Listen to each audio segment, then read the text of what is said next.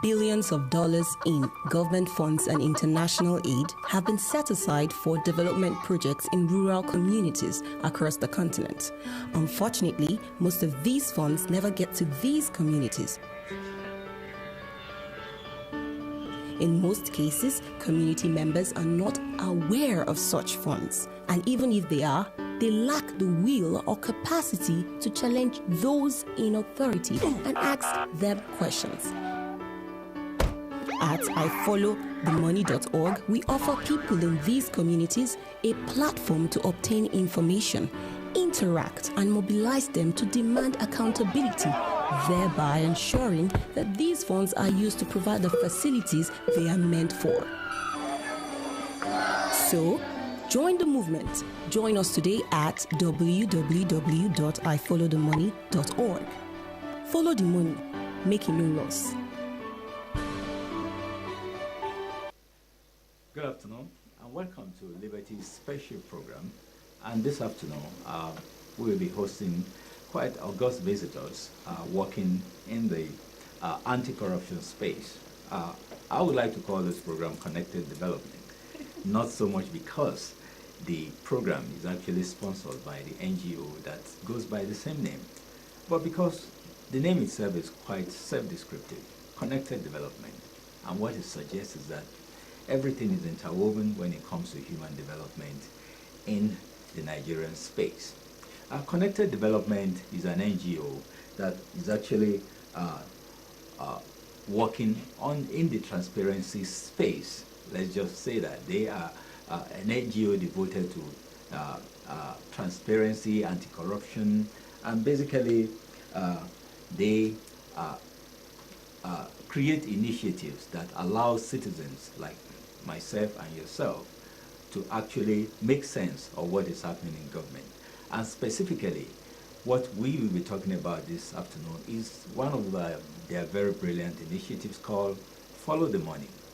If you want to know what is happening in the development space, you simply have to know what government is spending money on. And if you don't know, then you wouldn't know the trajectory of development and what to expect from it, as huge sums of money have been spent in Nigeria for all kinds of projects. Yet, if you go around today, what you hear people say is that nothing is happening. The country is not moving forward. Why is that? Because we simply don't know how the money is being spent. Even when they tell you so and so is being spent in so and so year, few people know actually where these projects are or whether they are even executed. And one of the greatest definitions of corruption in Nigeria has been the fact that contracts are awarded for projects that are never executed.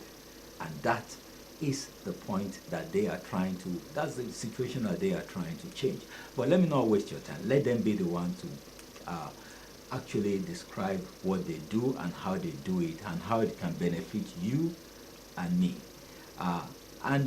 Today I have three very, very key personalities in the Connected Development NGO with me here. To my immediate left is, shall I call you Hajia? Well, it's Miss Zuleha Lawal. Is a project assistant for Connected Development here in Kaduna. And right next to her is Celestina Obieke. She is the operations manager. I'm sorry. She's a big lady here. More like the servant. And next to her is Kingsley Agu, who's another project assistant in Kaduna. You're all welcome to the program. Thank you for having us. Okay, let's hear from the horse's mouth first. Oh, no, you can't call. Okay, okay. I'm not going with gender here. Okay. Celestina, welcome to the program. Thank you very much. Okay, you are the visitor here. The December visitor. Yes, and I guess you are the one who has to start the ball rolling. What is actually code that's Connected Development, and what does it do, and how does it do it? I think you put everything nicely already. I don't think I could have done a better job myself. But just to expatiate, Connected Development, code for short. We're an NGO, a Nigerian-based NGO, we're expanding globally. Our main focus is to expand or open up the transparency and accountability sector in Nigeria. So we work basically on anti-corruption issues. Like you rightly said, corruption is a very wide issue. When you come to think about it, it has very many dimensions. But for us, the dimension that we're really concerned about is financial corruption in the public sector, especially when it concerns provision of social infrastructure for rural communities. Why? Because over time we have found out that there's a huge gap between what obtains in the urban areas and what obtains in rural communities. And the reason why we have this huge gap, so most of the time we don't have to worry about urban settings. But the majority of people are not in the urban settings. You have a lot of people in the rural communities. Yes. Nobody actually cares about them. Nobody goes there. Nobody talks about them. They even have representatives that don't even know where these communities are. It's only during election period that you get to see people coming to them. That's when they only matter. Or people see they get to be seen as citizens. We want to close that gap. So our main focus is to empower these marginalized communities. And we found out that the major reason why you have this huge gap existing is because there is a lacuna of information. So the information that is available to people in the urban settings is very different from what you have or what's available to people in rural communities. And we aim to bridge that gap by bringing this information to the people. So ultimately putting power back in the hands of the people, because that's where the power should be. We are in a democracy. Gone are the days when we used to be in the military rule where all power lies in the hands of the military and the government at that time. But we're in a democracy where ultimately the power should lie in the hands of the citizens. But is this really the case? Most of the time, no. So what we aim to do really is to put power back in the hands of the people to say, okay, take control of your destinies, take control of your lives, hold your governments accountable. So whatever you get or whatever happens in your community is up to you. It depends on you how you take it. Do you want to hold them accountable or not? We do. We provide you with information. We provide you with the techniques, the tools, everything you're going to need to take care of that, to hold them accountable. We provide and we bridge that gap, bring the government closer to the people, bring the people closer to the government. So basically create a fora where the people can relate with their government, the government can also relate with their people, basically to open up the space, because we find out that most of the reasons why we have issues of corruption is because people are not talking, people are not asking questions. But it's not that they don't want to ask questions. Most times they don't know what questions to ask. They don't even know that there's a need to ask questions in the first place. So this, in a broad way, to open it up, this is essentially what we do to make people understand that they can ask questions, they have a right to ask questions, they have a right to their answers, and how and who they should address these questions. Okay, well, I wonder why you're not a political party. Zuleha, yes. How do you translate these laudable objectives that Celestina has just narrated into actual initiatives like the one we have on ground now, follow the money? How do you follow the money? Okay. We actually follow money in 3 basic specific areas, which has to do with health, education, and sanitation, water sanitation and hygiene under the environment sector. And we do this in local communities, like she said. And we focus on the basics, just like the basics. We focus on the basic, universal basic education. Then we focus on primary health care and water sanitation and hygiene in local communities. And these are quite important aspects of quality of life, I will say. Kingsley, in your own project space, what exactly have you achieved? Or what challenges have you tackled in the past years? And how successful have you been in achieving these goals? Well, we've achieved quite a lot, specifically talking about the Kaduna project, where we're tracking Universal Basic Education and Kaduna State Universal Basic Education Board spending in Kaduna State.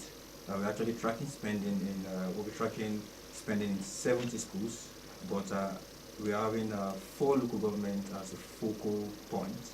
And so far so good. We've had various meetings with the community members.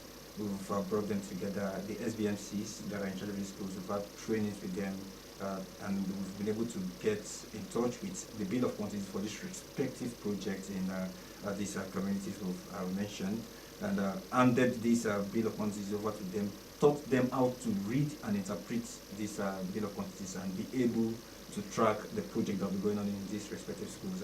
One of the projects, for example, that we're tracking is the one in Kufana, that's in Kaju local government. And they recently had a town hall meeting last month, to be precise, and it was an eye-opener. It was an eye-opener, let me tell you, because we were able to bridge that gap between the community members, the contractors, and then the government, that's SUBEB, Kaduna SUBEB being the implementing agency right here. We've seen some of the gory pictures of classroom infrastructure. Maybe the studio can just, the control room can just give us some of those pictures. You know, dilapidated educational infrastructures. No wonder we have a problem with our education. You know, it's not just in the infrastructure matter. If you've been following the news recently in Kaduna State, especially all these brouhaha over unqualified teachers and stuff like that. But I want to know specifically, what are the challenges you face? I know talking to rural folks can be very, very difficult because you have to break things down to basics for them. And even then, you still find them asking questions because the sheer amount of information you have to pass sometimes is just too much for them to digest. How has the reception to your initiative been in these areas? Well, I must say, we've had quite a bit of success in that. Initially, when we started out, we were thinking it was going to be really daunting, like you're thinking. But it hasn't been so difficult. Because at the end of the day, whenever we go into any community, the basic needs, you still always find out that the basic needs are still the basic needs. So when you come into a community and there's no primary health care center, the people are suffering. They understand that when you come and you tell them, oh, you don't have a primary health care center, there are about 3,000 citizens in this community, and there's a certain amount of money that was supposed to build a primary health care center for you guys, but for some reason it hasn't happened. They understand those things. Yes. It's not difficult. Or their schools are dilapidated, like you're saying. And for the past 3 years, there's probably some fund has been available, but for some reasons, whether political or otherwise, that money has not been accessible or construction has not started on ground. Oh, it's pretty easy for them to understand. So, and that's why we say we deal with the basics. If probably we're talking about things that were so up in the air, it might create some problem. But when you talk about what I'm really saying is that, okay, you tell them, okay, in fact, judging by the budgetary allocations and stuff, there are supposed to be five boreholes in your community, but there is none. What exactly are the kind of responses you get when you suddenly reveal that kind of information? Indignation, outrage, and subsequent to that, what do you get them to do? So there's usually a lot of oohs and surprises, like, we did not know. We've had cases where traditional leaders in the community would be like, oh, and the local government chairman is my son or somebody I know. In fact, I'm going to his office tomorrow. So there's something like this and he did not tell us, or we're not aware of this. So there's a lot of outrage, there's a lot of indignation, there's a lot of surprise, and a lot of the times it spurs them to action. So even independent of our efforts, you find them rallying around themselves to actually engage the implementing agencies themselves. And they come back to us and say, oh, this is what we want to do. How best do you think we should do it? Or the SDGs implementing agency for this project. We want to set up a committee to go to the SDGs office next week. What are the questions? How do we go about it? Do we need to write a letter? Can you help us, assist us with writing the letter? We need to put a letter on the letterhead of it. But those are the kind of requests we get from them. And basically, those are the kind of things we want to see. We don't want to have to be the ones writing letters on behalf of the communities or going to these offices. So most of the time, there's a lot of, outrage, outcry, surprise, and it spurs them to action to want to engage whoever is in charge of those projects independently of our efforts. Okay, Zuleha, in terms of, we know how the rural folks respond. What about the implementers themselves, the government, who basically are supposed to provide these amenities, but have over the years neglected to do so or deliberately refused to do so, while, doing something else with the money, we don't know what, but it's been revealed many times that this money usually goes into some private pockets. Yes. How do you deal with a situation where these people are supposed to provide amenities, they do not provide it? The amenity is provided for within the budgetary allocations and development goals and all that.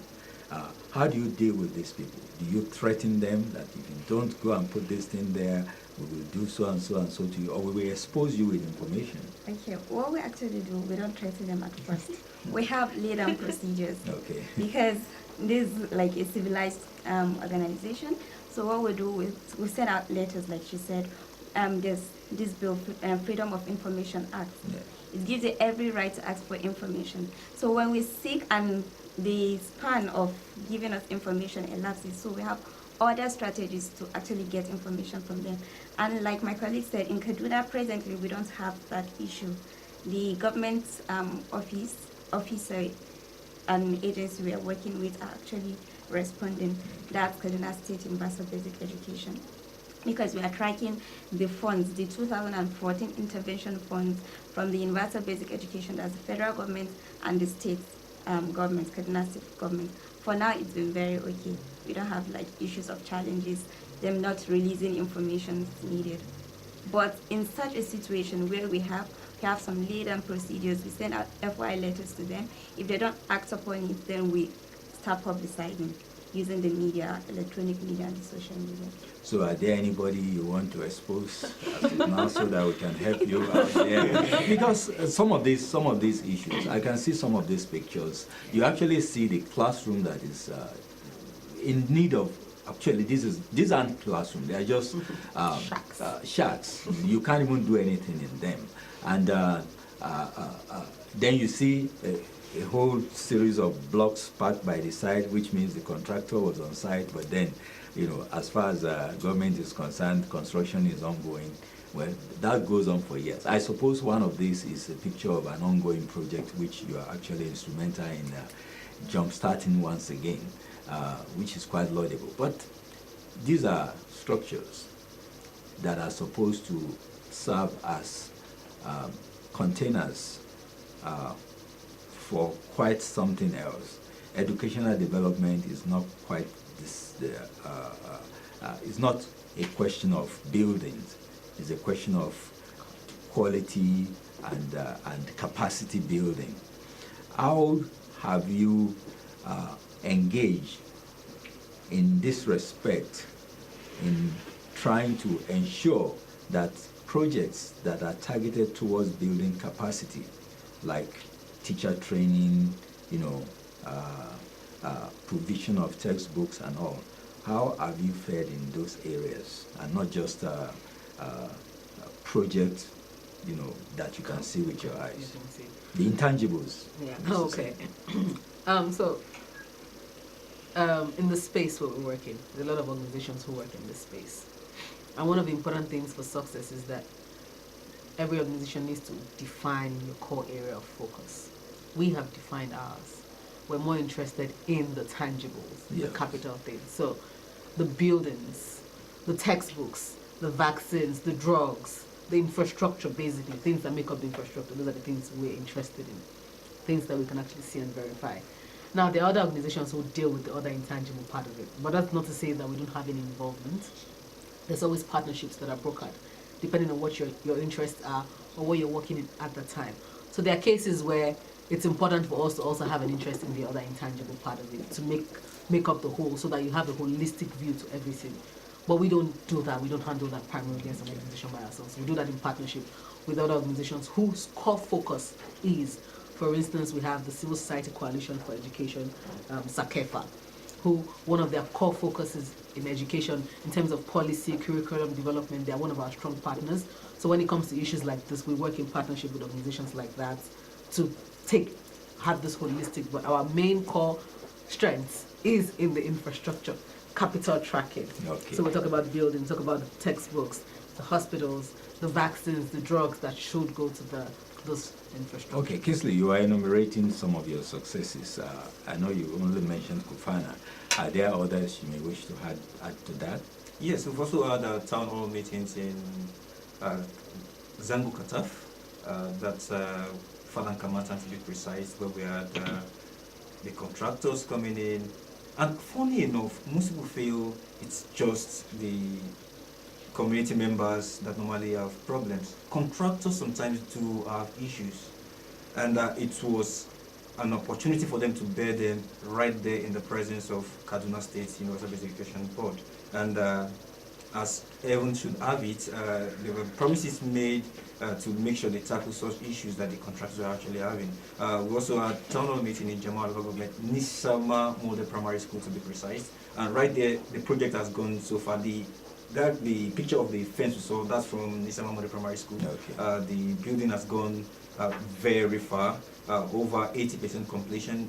Just the toilets that are still being worked upon right now. We've also had town hall meeting in Kaduna local government, and it's been worth the while. We've seen situations where community members are actually sacrificing to make sure this project is actually ongoing, and all these have been possible because we've been able to give them information, and with the right information they've been able to keep the implementing agency and also the contractors on their toes, because one thing is that corruption thrives in secrecy. So the moment you can bring it to the open, you know someone is watching your back. You just have to be on your toes all the time. Okay. Celestina, are you only focused in Kaduna State? Because no.